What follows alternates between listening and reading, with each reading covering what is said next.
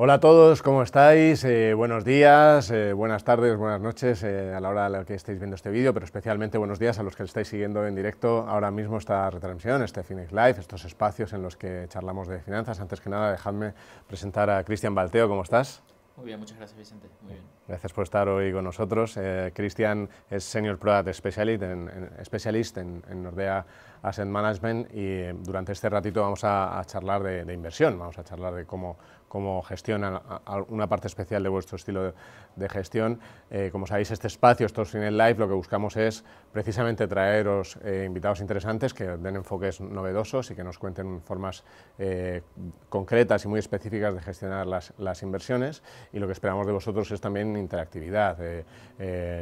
Podéis mandar vuestras preguntas, tanto en el artículo ahora en el que estáis viendo este vídeo, como a través de un email a media@finez.com, y aquí el equipo está con una pantalla, nosotros nos la muestran y yo las incorporo en la conversación. Entonces, Cristian, ¿cómo estás? ¿Qué tal has visto Madrid este día? Pues muy bien, tengo ya un par de días en Madrid y bueno, disfrutando el clima que es bastante benévolo comparado con lo que tenemos normalmente en Luxemburgo, que es donde estamos la gestora de Nordea. Pero bien, disfrutando y bueno, visitando clientes y escuchando más o menos cuáles son las necesidades y cuáles son los problemas y los retos que están enfrentando los inversores españoles. Hay un estilo de gestión que me gustaría avanzar, basado en primas de riesgo, en el que vosotros sois especialistas. Me gustaría primero entender bien qué significa esto, ¿no? ¿Qué es la inversión por primas de riesgo? Bueno, los inversores españoles, si hacemos un poco de memoria, están relativamente, yo diría, cómodos con el término prima de riesgo, porque en España, sobre todo en la época de la crisis de la eurozona, se hablaba de la prima de riesgo España, la prima de riesgo España. La prima de riesgo España era el diferencial entre la rentabilidad del bono español y el bono alemán. Es decir, cuánta era la sobrerentabilidad, la compensación extra que un inversor pretendía del Estado español para prestarle dinero con respecto a la deuda alemana, que se consideraba el activo sin riesgo. De hecho, estaba incluso en las portadas de los periódicos, se seguía la prima de riesgo. Correcto. Y es cierto, eso es una prima de riesgo, pero no es la prima de riesgo. Hay muchísimas primas de riesgo, hay centenares de primas de riesgo. Las primas de riesgo no son otra cosa que, como en el caso de la prima de riesgo española, una compensación extra individualizada por un cierto factor de riesgo individualizado. Es decir, cuando nosotros vemos las clases de activo tradicionales y pensamos, por ejemplo, en un bono de una empresa como Santander, la razón por la que un bono de Santander nos da una rentabilidad en la cartera es porque a nosotros comprar un bono de Santander nos estamos exponiendo nuestra cartera a una cierta cantidad de riesgos subyacentes. ¿Cuáles son los riesgos subyacentes? Pues en el caso de un bono de Santander sería la sensibilidad a los tipos de interés o la sensibilidad a los movimientos de la curva de tipos alemana, porque el bono está emitido en euros. Una prima de riesgo española, porque Santander es una entidad española y por ende, en principio, debe tener un riesgo relacionado a España, y una prima de riesgo de crédito que es idiosincrático de Santander, que se refiere a Santander en particular, y que vendría a ser la compensación que los inversores tenemos por la posibilidad, la probabilidad, por muy baja que sea, de que en algún momento Santander no pueda devolver el dinero. Entonces, esos tres factores de riesgo individualizados, tipos de interés, España y Santander, tienen una compensación individual cada uno de ellos. Y una prima de riesgo vendría a ser esa compensación individual que cada uno de esos factores de riesgo tiene. Es como un poco una metáfora que te escuché, que me gustó mucho, que es como la cocina, ¿no? Al final es como, no sé, en España ahora mismo tenemos muy buenos chefs con muchas estrellas Michelin, pero es como de construir quizá los platos, ir a cada ingrediente y ver qué te aporta cada ingrediente en ese sentido, ¿no? Exactamente, es el caso. Es de la misma manera que en España se ha popularizado mucho esta cocina, digamos, alternativa, contemporánea, donde deconstruyen un plato en ingredientes y los vuelven a ensamblar de una manera distinta. La inversión en prima de riesgo, o utilizando primas de riesgo, hace exactamente lo mismo. Coge clases de activos, las descompone en factores subyacentes de riesgo y luego vuelve a construir carteras con esos mismos ingredientes, o excluyendo alguno o añadiendo otro, y ponderándolos de manera distinta, no ponderándolos de la misma manera que nos vienen naturalmente en la comida o en la clase de activos, sino de acuerdo a la contribución al riesgo, es decir, cuánta volatilidad yo quiero tener de cada uno de esos factores. Sería como verdaderamente hacer un plato balanceado y equilibrado entre proteínas, carbohidratos, grasas, minerales, azúcares, etc. Una cartera construida en términos equilibrados de primas de riesgo vendría a ser como un plato óptimo a nivel nutricional. ¿Cuáles son esas proteínas? Antes has hablado alguna, analizando el ejemplo de un bono de Santander, pero ¿cuáles son así en general los principales ingredientes, si quieres? En líneas generales, ¿no? Hay muchas maneras de enfocarlo. La manera como nosotros lo tratamos de enfocar es la siguiente. Hay dos familias principales de primas de riesgo, lo que llamaríamos las primas de riesgo tradicionales y las alternativas. Las primas de riesgo tradicionales vendrían a ser lo que llamamos las betas de mercado, es decir, las sensibilidades a factores macroeconómicos o a clases de activos que están altamente correlacionados con algún factor económico. Es decir, la beta de renta variable, es decir, la sensibilidad que tiene un activo a los movimientos de la bolsa, de las acciones, de la renta variable, es una prima de riesgo tradicional muy típica. Y prácticamente el índice, o sea, digamos así. Prácticamente, ¿no? Sería como comprar 100% de futuros que replican al MSCI World. Okay. Esa sería la beta de renta variable global. Otra prima de riesgo tradicional muy típica vendría a ser, en el caso del bono de Santander, la sensibilidad a los tipos de interés, lo que llamamos la duración. Eso es una prima de riesgo tradicional porque es una sensibilidad a un cierto factor que sería los tipos de interés y cómo el movimiento de los tipos de interés impacta tu cartera. Y también lo que llamamos la prima de riesgo Santander, es la sensibilidad a los credit spreads, a los diferenciales de crédito, a la compensación por la probabilidad de que un emisor corporativo pueda hacer default. Estas son las primas de riesgo tradicionales, que son las más sencillas, las que la mayor parte de los inversores siempre hemos tenido en cartera, sabiéndolo o no, en una ponderación o en otra. Y luego están las alternativas comentadas. Correcto. Luego están las alternativas, que son las que nos abren, digamos, un universo o una amplitud de miras mucho mayor. Y son las que, digamos, se están poniendo más en boga en estos últimos tiempos. Son primas de riesgo que anteriormente, hace 20, 30 años, los gestores activos decían que era alfa. Es decir, anteriormente el gestor activo, sobre todo los gestores de hedge funds, de fondos de cobertura, decían, bueno, yo tengo esta cantidad de beta, esta es mi sensibilidad de mercado, pero yo aparte estoy generando un alfa, una sobrerentabilidad muy importante y por eso te cobro la comisión que te cobro. Durante los años, a través de muchos estudios académicos, se ha descubierto que eso que nos decían que era alfa, realmente no era alfa, eran otros factores de riesgo. Y hay muchos de ellos que los inversores están muy relacionados con ellos, que los conocemos desde hace mucho tiempo. Value, growth, quality, momentum y minimum volatility o low risk. Todos estos son factores de riesgo muy conocidos, sobre todo en el término de renta variable, y que los inversores han aprendido a incorporar a sus carteras. Lo que sucede es que aislar completamente estas primas de riesgo no es tan sencillo y requiere una implementación, un poco más compleja. Es decir, requiere abrir posiciones largas y posiciones cortas para cuando yo compro renta variable value, cuando yo compro acciones de valor, acciones que suelen tener un comportamiento mejor que el de la renta variable global porque cotizan a valoraciones más atractivas, tienen modelos de negocio más estables. Es cierto que yo tengo value como factor de riesgo, pero 90% del comportamiento de las acciones value viene explicado por la beta. Si yo quiero solo el value, yo tengo que irme largo de acciones con un factor value y luego irme corto del índice para cubrir toda la beta y verdaderamente tener solo exposición a value. Este enfoque es más difícil de implementar, es más difícil de perseguir y muchas gestoras, entre ellas Nordea, que tenemos ya más de 12 años de experiencia en ello, hemos sido capaces de encontrarlas, implementarlas, aislarlas y construir carteras no solo aislándolas en la clase de activos renta variable, sino que también lo podemos hacer en bonos y también lo podemos hacer en divisas. Claro, al final yo imagino en un mapa que haces, ¿no?, intentando explicar cada uno de... no sé si también se habla mucho de inversión por factores. ¿Es lo mismo la inversión por prima de riesgo por factores o hay alguna diferencia? Son dos caras de la misma moneda. El factor de riesgo es la fuente de volatilidad que te trae la cartera y la prima de riesgo es la fuente de rentabilidad, pero son las dos caras de la misma moneda. El factor es la manera de explicarlo desde un punto de vista de risk management y la prima es la manera de explicarlo desde un punto de vista de rentabilidades. Pero vendría a ser lo mismo, solo que las casas los llamamos de manera distinta.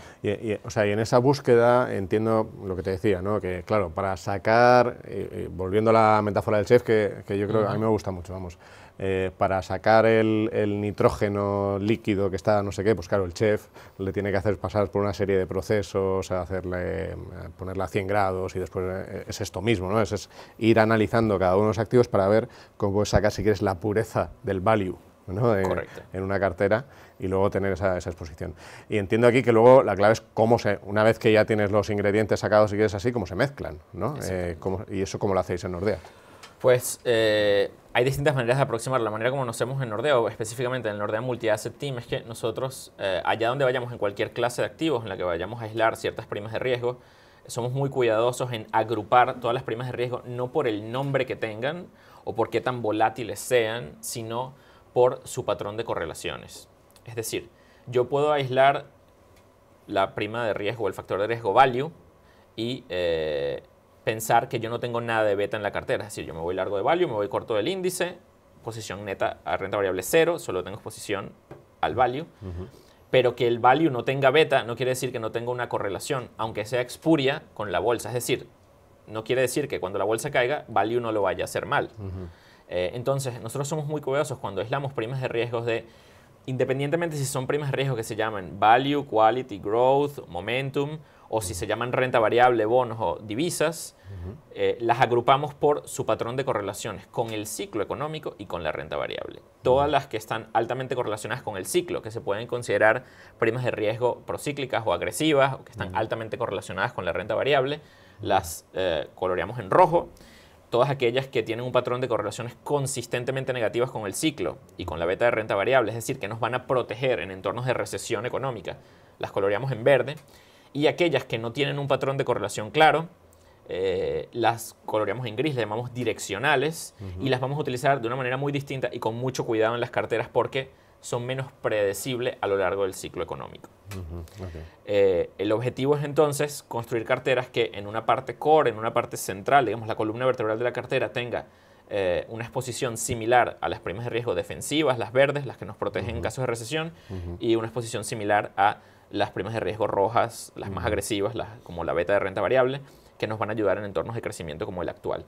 Y luego añadirle un toque de cocina un poco picante con las estrategias direccionales, que sí en el corto plazo pueden darle un poco más de volatilidad a la cartera, pero que a lo largo del ciclo también son market neutral, también están desprovistas de beta y nos van a permitir generar rentabilidades superiores que en el entorno actual, en el que las primas de riesgo tradicionales están bastante agotadas, sobre todo en el universo de la renta fija, es muy necesario para entregar las rentabilidades que los inversores estaban acostumbrados a recibir en los últimos años y las rentabilidades esperadas que tenemos, sobre todo en el universo de las primas de riesgo conservadoras de cara a los próximos años. Sí, al final, a mí, no sé si a la gente que nos está viendo, suena como muy tecnológico todo, ¿no? O sea, al final hay que hacer una selección, pero luego la gestión es del equipo de gestores, o sea, es una gestión igual que, o sea, en general, desde el punto de vista pues, de vuestro equipo multiactivo, que es el que va decidiendo en cada momento, oye, esta suma de primas de riesgo, ¿cómo la compongo en función del momento de mercado y demás, ¿no? O sea, ¿quién son los gestores, quién son los chefs de esta cartera? En este caso, los chefs, digamos, es el multi-asset team. Tenemos el gestor jefe de los, en este caso estamos hablando de los fondos alfa, el Nordea 1 Alfa 10 MA, Nordea 1 Alfa 15 MA Funds. Próximamente lo vamos a lanzar un Alfa 7 que debe venir a finales de este mes. Es el doctor Asbjørn Trolle Hansen, que es el jefe del Multi-Asset Team, que fue el que creó esta boutique, este equipo de inversiones en el año 2004 para Nordea y que fue el que diseñó, digamos, la filosofía Risk Balance, esta filosofía en la que equilibramos verdes y rojas. Él obviamente tiene el soporte de todos los miembros del equipo, son unos 40 miembros del equipo, que funciona exactamente como una cocina, es decir, los que conocen el funcionamiento de las cocinas de restauración, normalmente tenemos un equipo que se encarga de hacer, digamos, la carne, otro que se encarga de las ensaladas, otro que se encarga de las salsas, otro que se encarga de los postres, otro que se encarga de los panes. En el Multi-Asset Team tenemos equipos que se encargan de desarrollar distintas primas de riesgos tradicionales, alternativas, de renta variable, de renta fija, de divisas, y que lo que hacen es presentarle al chef una larga mesa de ingredientes en los que el gestor decide, bueno, de acuerdo al perfil riesgo-rentabilidad que esta cartera tiene, de cada uno de los distintos fondos. Le vamos a añadir tanto de esto y tanto de esto. Estas van a tener más carne y más ensalada con un poquito de salsa y de picante. Esta, en cambio, va a tener mucho más picante y mucho más salsa para darle un poco más de rentabilidad esperada y también de volatilidad. Hay mucha implicación de modelos cuantitativos, sobre todo para aislar las primas de riesgo alternativas de manera consistente. Necesitas el apoyo de modelos cuantitativos, pero algo que caracteriza al multi-asset team, aparte de su falta de visión top-down, que nosotros nos gestionamos siguiendo, tratando de prever lo que pasa en el entorno macroeconómico, es que somos muy enamorados del análisis fundamental. Entonces, incluso cuando hacemos estrategias tipo trend following, estrategias momentum, estrategias que siguen la tendencia de mercado, o estrategias mean reversion, estrategias de reversión a la media, donde lo que estamos es buscando valores que se estén desviando mucho de su media histórica y pensando que van a revertir a la media histórica. Siempre lo hacemos no en base al precio, que es lo que hacen la mayoría de nuestros competidores, sino en base a los fundamentales. Hacemos lo que llamamos fundamental momentum o fundamental mean reversion, es decir, lo que analizamos es cuando se desvían los fundamentales y no cuando se desvía el precio, porque a veces los fundamentales y los precios no van de la mano. Y eso es ahí es cuando se presentan las oportunidades. Claro. Nos cuesta un poco, claro, al final tenéis distintas carteras con distintos niveles de riesgo, pero no sé un poco el feeling de qué tipo de factores están entrando en juego más ahora en la composición de las carteras. Sí, en líneas generales, estas carteras, las carteras alfa, están construidas, son carteras multiestrategias, es decir, cada uno de estos fondos tiene 6 carteras subyacentes que nosotros llamamos superestrategias. Algunos de los factores más comunes que podemos encontrar ahí, podemos encontrar, por ejemplo, el factor low risk o minimum volatility en equities, en renta variable. Tenemos estrategias de divisas value y quality, tenemos estrategias de divisas carry, tenemos estrategias de divisas momentum, tenemos estrategias de renta variable momentum, renta variable value. En bonos tenemos lo que llamamos, o en renta fija, en duración y en crédito, tenemos estrategias que llamamos de time variation, de varios modelos de asignación táctica a duración y a crédito. Tenemos estrategias de volatilidad que se popularizaron mucho en febrero de este año, cuando tuvimos la corrección. Y bueno, como decía anteriormente, estrategias de trend following, de momentum, cross-asset, es decir, donde hacemos momentum de renta variable contra bonos o bonos contra renta variable, y también estrategias mean reversion, de reversión a la media, que normalmente las implementamos renta variable contra renta variable. ¿Y hay algunas que pesen más ahora en las carteras que otras o no? Ahora, digamos, nosotros las convicciones las dividimos por superestrategias, digamos, estos 6 componentes que digo que tiene cada cartera, y donde tenemos más convicción en este momento es en las estrategias de renta variable, que combinan los factores que antes comenté, las estrategias momentum, cross-asset momentum, que es donde hacemos, digamos, estrategias de volatilidad o estrategias de bonos contra renta variable. Y la tercera estrategia donde tenemos más convicción ahora es la estrategia que llamamos Strategic Risk Balancing, que es una manera complicada de llamar algo relativamente sencillo. Strategic Risk Balancing es una cartera de primas de riesgo multiactivos, donde tenemos la capacidad de mezclar beta de renta variable, beta de bonos, es decir, duración, beta de crédito, y estrategias también de divisas, que nos ayudan a construir una pequeña cartera multiactivos más tradicional, pero utilizando también primas de riesgo. Al final, yo no sé, hay una parte que me está viniendo a la mente del tema del coste de la operativa, ¿no? Porque al final son muchas operativas, que entiendo que muchas para aislar el factor que acaba siendo a mucha contratación de derivados. Al final, ¿cómo hacéis para mantener que no sea una carga para el fondo? Claro. En el multi-asset team estamos muy enfocados en inversión en activos altamente líquidos. Estos fondos alfa nosotros los marcamos dentro de lo que se llama el espacio de liquid alternatives. Son soluciones alternativas y líquidas. Y me gustaría quizás comentar esta parte de alternativas luego. Eso quiere decir que invertimos en activos subyacentes con una gran liquidez. No hacemos clases de activo alternativas, no hacemos real estate, no hacemos commodities, no hacemos private equity, sino que simplemente compramos acciones físicas o bonos físicos, pero sobre todo derivados de los más plain vanilla, de los más utilizados comúnmente. Entonces, futuros de índices de renta variables, futuros de tipos de interés, credit default swaps de índices, es decir, swaps de seguros sobre emisiones de crédito, pero a nivel del benchmark del índice, no de individualidades, y obviamente también FX forwards, forwards de divisa. Entonces, la cartera, cuando tú la construyes con activos tan líquidos, donde es tan fácil conseguir contrapartes, porque la mayoría de, bueno, algunos de ellos se pueden intercambiar en bolsa, pero otros se tienen que hacer over the counter, es decir, tienes que encontrar una contrapartida. Cuando haces operación y construyes carteras con activos muy líquidos, los costes de operatividad bajan mucho. Y también es cierto que nosotros tenemos más de 12 años de experiencia gestionando carteras con primas de riesgo. Tenemos más de 11 años de experiencia gestionando carteras liquid alternatives de este tipo. Y eso implica que tenemos un equipo ya muy robusto y un setup de trading muy bien desarrollado que nos permite disminuir los costes que verdaderamente en carteras con este turnover, con esta rotación tan alta, de otra manera podrían ser muy significativas. Al final, ¿qué aportan este tipo de fondos a las carteras de los clientes?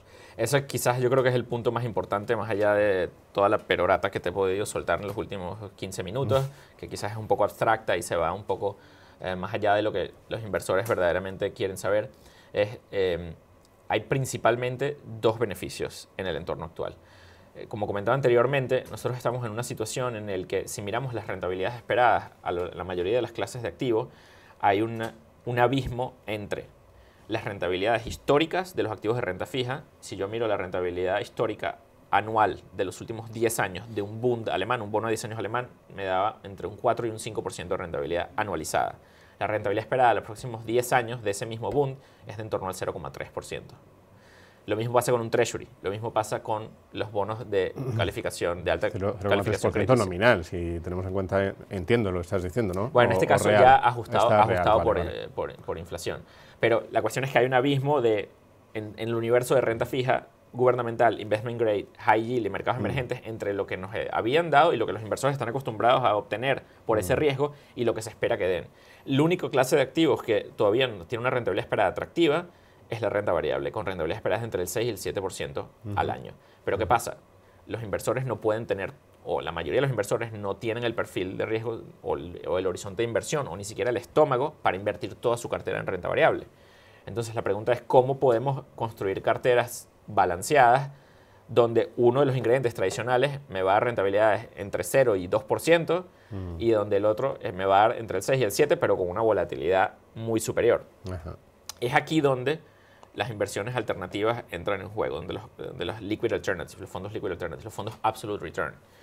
Porque los fondos absolute return, y es el caso de nuestros fondos alfa, están construidos precisamente para tratar de capturar fuentes de rentabilidad muy diversas y poco correlacionadas entre ellas, de manera que podamos generar rentabilidades muy similares a las que los inversores están acostumbrados en el pasado, pero con una correlación muy baja a la renta variable. En el caso de los fondos alfa estamos hablando de correlaciones, y estos son fondos que tienen un track record, un historial UCIT de 7 años y de 9 años respectivamente, tienen una correlación histórica con la renta variable del 0,16, 0,17, una correlación muy baja.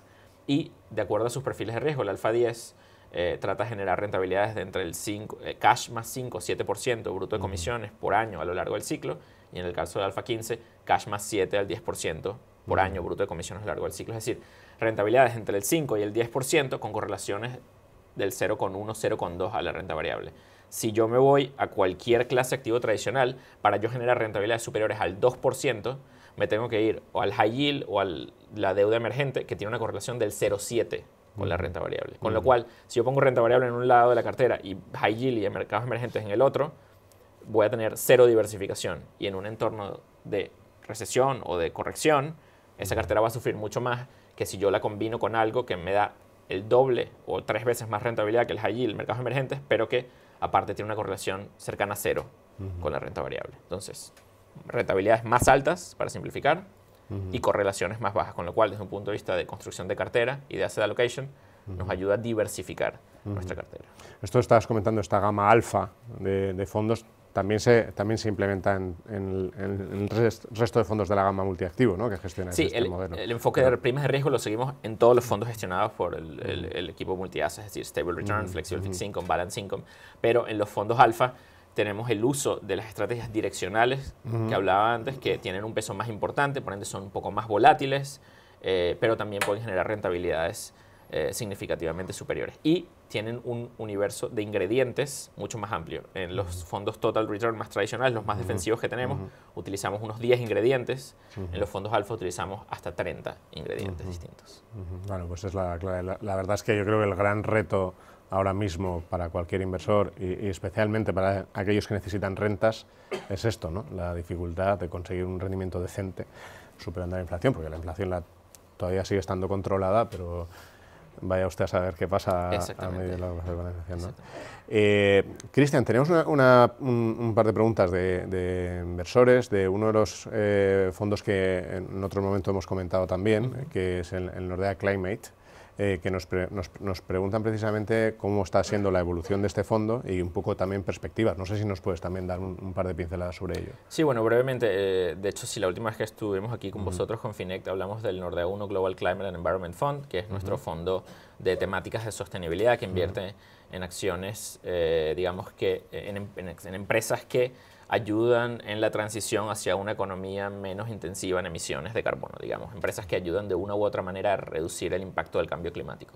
Es un fondo que por su naturaleza, por el tipo de estrategia que sigue, invierte sobre todo en el sector industrial y en el sector tecnológico, que son dos sectores que particularmente no han tenido un comienzo del año muy bueno, y aparte tiene un sesgo importante hacia empresas mid-cap, de mediana capitalización, y small-cap, de pequeña capitalización, que son empresas con una beta un poco más alta de mercado. Entonces, en un entorno como los primeros 4 meses del año, en el que hemos tenido una vuelta a la volatilidad, un poco de correcciones que no habíamos visto en el excepcional año 2017 que habíamos tenido, ni siquiera en la segunda mitad de 2016, el fondo, obviamente, por esta naturaleza más cíclica y más mid-cap, small-cap, ha sufrido un poco más, y el fondo a cierre de, digamos, hace 2 días, perdón, el NAV de ayer estaba cayendo en la clase retail en euros, si no me equivoco, en lo que va de año en torno a un 1,7%, con lo cual es una rentabilidad ligeramente negativa, pero no es de sorprender visto lo que hemos visto en los mercados de renta variable en lo que va de año.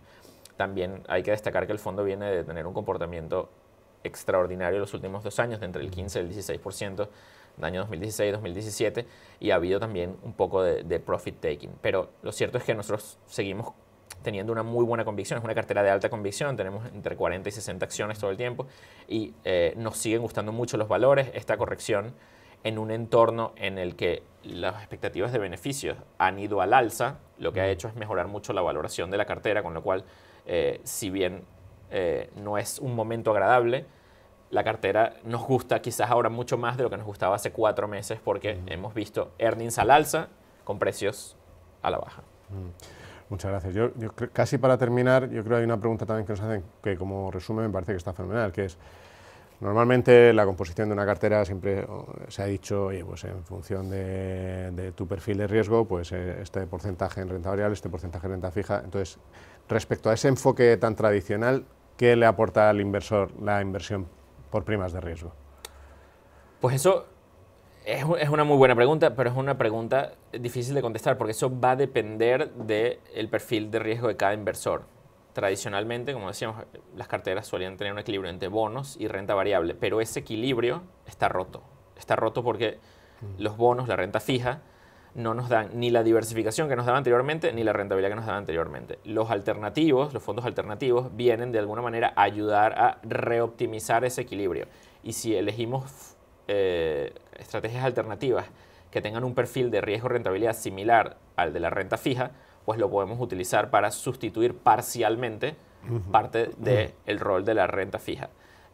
Si en cambio utilizamos fondos de absolute return, de rentabilidad total, o primas de riesgo o no, que tengan un perfil de riesgo más agresivo, pues ya serían más para sustituir el rol de la renta variable. Lo que nosotros hemos analizado en nuestras estimaciones, cuando hemos optimizado carteras en base a estas expectativas de rentabilidad, es que si utilizamos nuestros fondos alfa de menor perfil de riesgo y sustituyésemos soltanto en italiano, ¿no? solamente un 10% de la asignación tradicional a la renta fija, podríamos mejorar el ratio de Sharpe, las rentabilidades ajustadas al riesgo de la cartera considerablemente, ya sea que tengamos un 70% de renta variable, un 20% en bonos y un 10% en alternativos, o un 50% en renta variable, un 40% en bonos, un 10% en alternativos, o un 30% en renta variable, un 60% en bonos y un 10% en alternativos.